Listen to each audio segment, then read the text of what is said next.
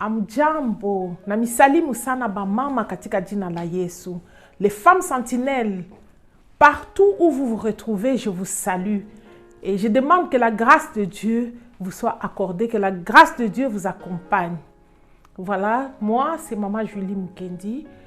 Je viens devant vous, je viens devant le monde pour aujourd'hui expliquer une petite stratégie qui peut accompagner l'autonomisation de la femme. C'est quoi l'autonomisation de la femme?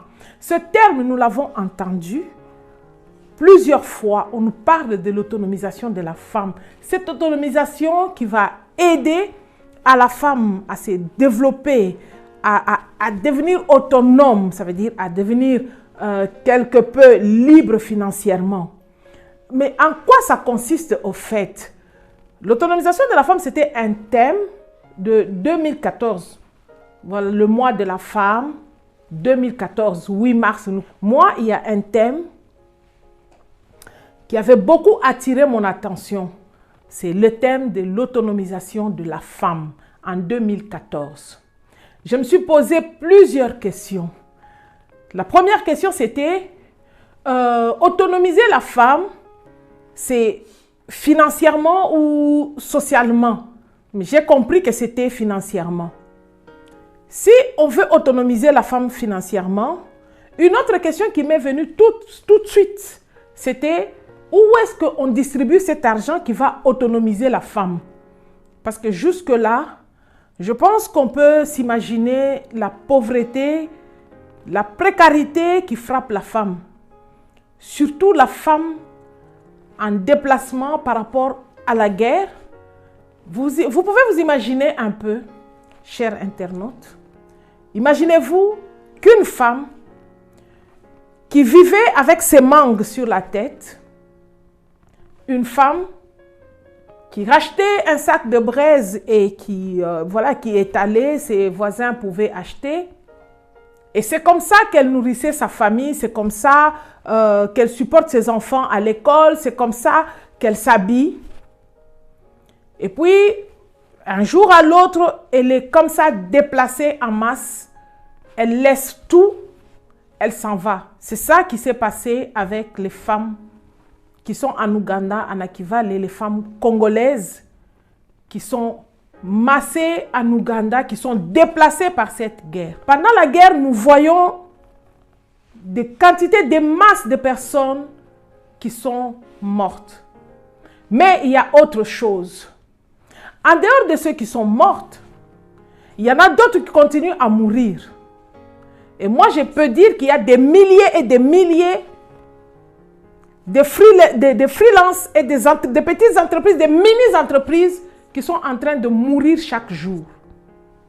Parce que moi, je vous dirais que la femme congolaise, celle que je connais, celle qui ressemble à ma mère, cette femme congolaise, c'est elle qui, quand le mari n'a pas de travail, c'est elle qui se bat pour payer les études des enfants aujourd'hui. Beaucoup de personnalités que nous avons, qui ont fait l'université, ils ont fait l'université avec de l'argent, des mangues, des bassines de mangues que sa maman a portées sur la tête, des bassines de canne à sucre, oui, des sacs de foufou.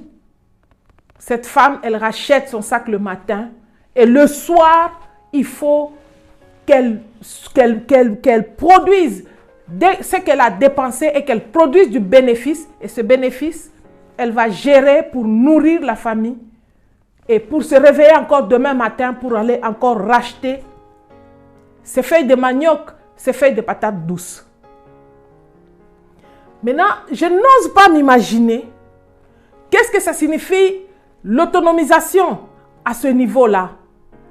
Cette femme, est-elle autonome? C'est une question. Oui, on peut dire qu'elle est autonome. Hein? Autonome, ça veut dire, j'ai mon argent à moi, je peux le dépenser comme je veux, je travaille avec ça, j'investis, c'est pour moi. Voilà, on peut dire que cette femme est autonome. Mais seulement, le problème est encore plus profond que cela. Le problème que nous avons, c'est que cette femme, son capital de commerce, son capital d'affaires est parfois de 1 dollar. Un seul dollar, c'est ça son capital d'affaires. 10 dollars, c'est ça son capital d'affaires. Et vous comprenez que pour toutes les femmes qui se disent, qui sont même, quand on définit l'autonomie, il y a une autre femme qui compte 500 dollars, mais quand on définit l'autonomie, elle n'est pas autonome avec 500 dollars. Mais celle qui a 1 dollar, elle est autonome. Donc, qu'est-ce qu'il faut faire à ce moment-là? Pour dynamiser, pour redynamiser cette femme qui est déjà autonome. Parce que l'autonomie, ce n'était pas ça le problème. Le problème maintenant, c'est la force, la capacité dans cette autonomie. Elle est déjà autonome, elle a déjà gagné son autonomie parce que c'est elle qui gère cet argent-là. Elle travaille pour ça, elle investit, elle produit, elle conçoit l'activité qu'il faut faire. Et maintenant, qu'est-ce qu'il faut faire pour la renforcer, pour la redynamiser? Parce qu'un autre problème se pose. Vous imaginez avec un chiffre d'affaires de 5 dollars, de 1 dollar ou de 10 dollars. Vous imaginez que cette femme tombe malade, fait un peu de grippe, un peu de paludisme. Ça veut dire que tout son chiffre d'affaires, elle va acheter des médicaments. Et puis des médicaments, ça ne sera même pas une cure complète. Et toute son affaire va tomber en faillite. Et cette femme vaillante, cette femme forte, celle qui a l'habitude de produire, celle qui a l'habitude d'investir et d'avoir son bénéfice, elle ne peut plus rien faire. Pourquoi? Parce que son capital est tombé. Si elle s'endette, c'est très difficile. Parfois, ça se complique. Elle ne sait rien faire et elle entre dans un cercle vicieux où elle ne fait que prendre et puis rembourser. J'ai beaucoup pensé à cette femme-là qui, dans son sac, si elle perd 10 dollars aujourd'hui, elle perd 10 euros aujourd'hui, nous sommes dans la zone euro. Si elle perd 10 euros aujourd'hui, bon, c'est pas grave, voilà, c'était 10 euros. Mais est-ce que vous pouvez vous imaginer un seul instant que ces 10 euros, c'est un chiffre d'affaires pour une amie quelque part dans le monde, pour une déplacée de guerre quelque part, qui doit recommencer parce qu'elle était déjà stable. Dans ces 10 dollars déjà de chiffre d'affaires, elle était déjà stable. Elle pouvait nourrir ses enfants. Elle pouvait envoyer ses enfants à l'école avec son 10 dollars de chiffre d'affaires. Mais aujourd'hui, elle est prise comme ça, à court. Elle est partie. Elle est presque déportée. Elle a tout laissé. Elle a laissé tous ses clients, elle a laissé tout son environnement. Son environnement qui lui était déjà favorable, l'environnement dans lequel elle était déjà habituée. Aujourd'hui, nous devons y penser. Toute femme doit vraiment penser à ça pour se dire, oui, l'autonomisation, qu'est-ce que ça signifie? Qu'est-ce que je dois faire pour autonomiser une femme qui a besoin de ces 5 euros, de ces 10 euros qui ne représentent presque rien pour moi? Il faut que ça arrive à cette femme active parce qu'elle va multiplier ça. Parce qu'elle va nourrir ses enfants avec ça. Parce qu'elle va envoyer ses enfants à l'école avec ça. Parce qu'elle peut organiser toute une vie autour de 10 euros. Elle peut organiser toute une vie. Alors organisons-nous. Organisons-nous vraiment pour aider cette femme active. Parfois, nous faisons très attention à cette femme qui attend qu'on lui donne une tasse de riz. C'est bien, il n'y a pas de problème. Donner une tasse de riz, mais après avoir mangé cette tasse de riz. Vous imaginez qu'est-ce qui advient après une tasse de riz et après? Oui, un peu de foufou et après.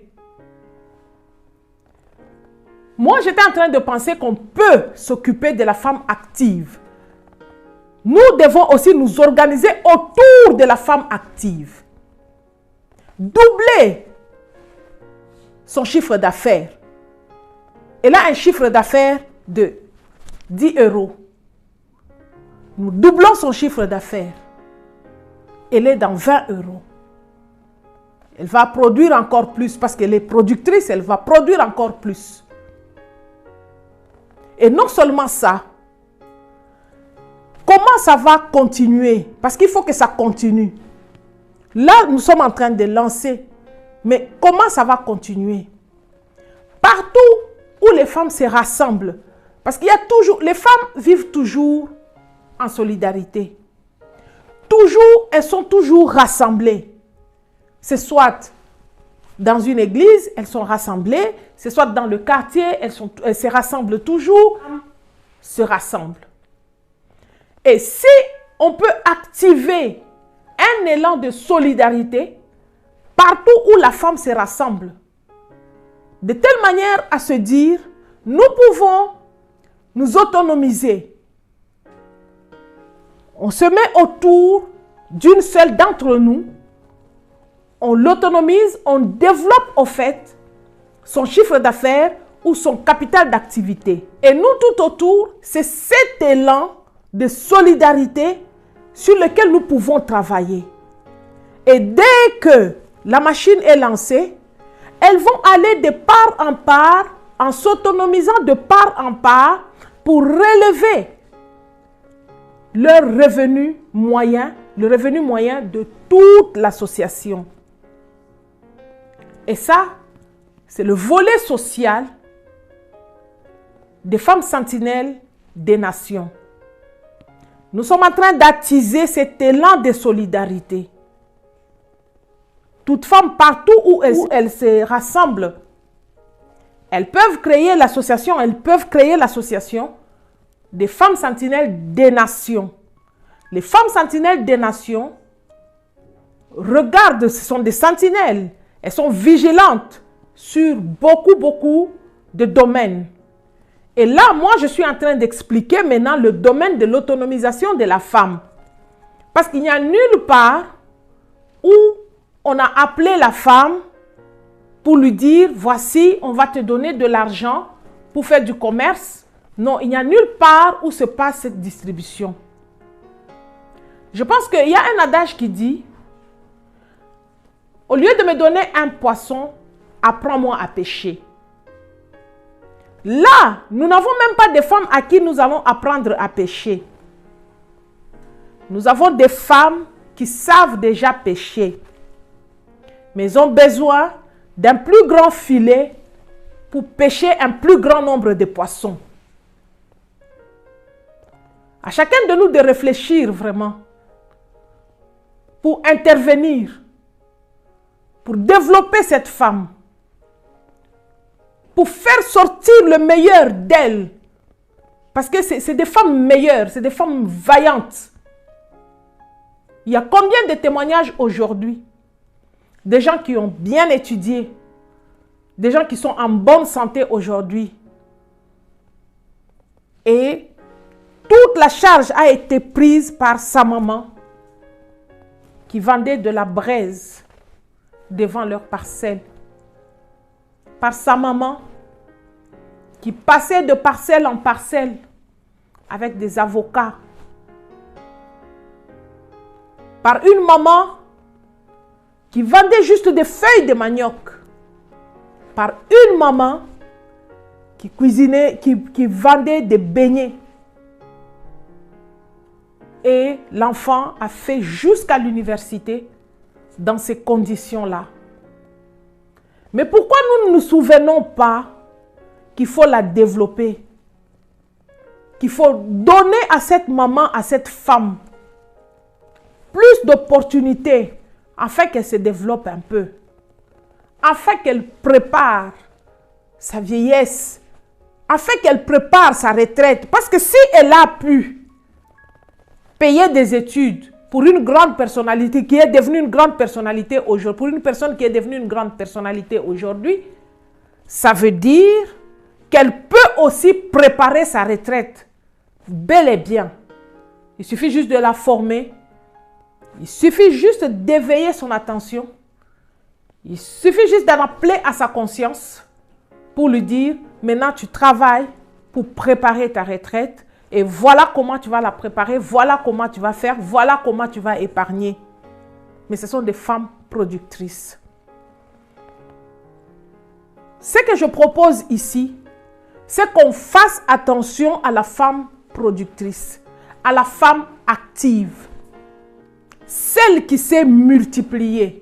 Souvent, on la laisse, on la néglige, on l'abandonne à elle-même, à ses efforts, comme si elle était déjà suffisante. Non.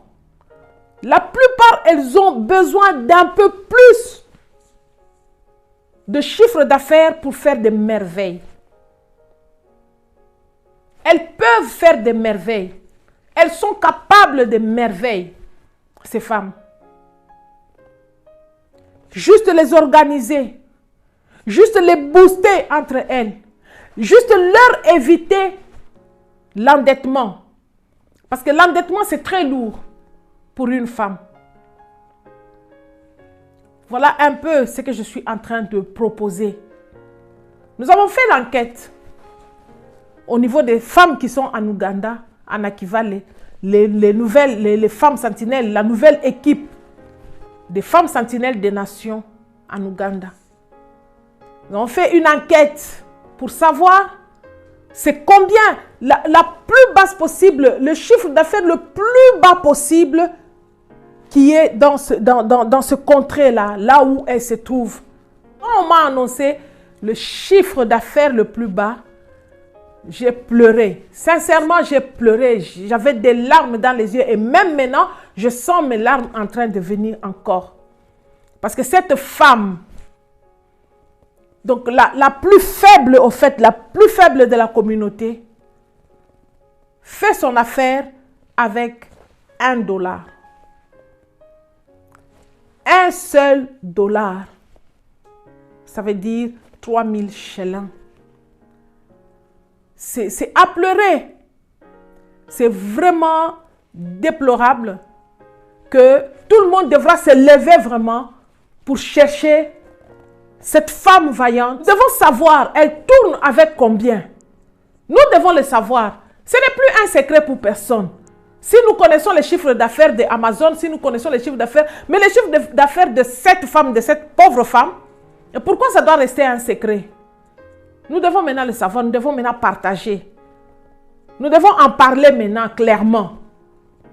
Pour dire, elle travaille, elle sue, elle travaille, elle se réveille très tôt le matin, elle s'endort très tard le soir. Mais pour produire combien? Et pourquoi elle ne peut pas produire plus? Alors qu'elle le pouvait bien, il suffit qu'on l'aide, elle va produire plus. Et je vais vous expliquer comment elle a pu même trouver ces $1 de chiffre d'affaires.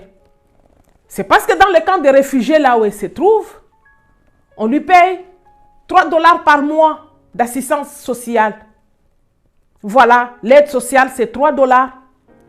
Avec $3, $2, elle essaie de s'organiser en début du mois. Et $1, elle essaie de tourner pour attendre les $3 à la fin du mois. Ça vous fait quoi? Vous sentez quoi? $3 d'aide sociale. Moi, ça m'a fait très mal. Ça m'a fait très mal. Et nous devons vraiment nous mettre autour de ces femmes. Parce que nous savons, désormais nous savons ce qu'elles vivent. Elles peuvent ouvrir la bouche et parler. C'est question d'aller les chercher là où elles sont. De descendre vraiment, de ne pas louper la cible. Parce que parfois nous nous adressons à celles qui sont déjà sur les écrans. Nous nous adressons à celles qui sont déjà connectées. Nous nous adressons à celles qui sont sur les réseaux sociaux.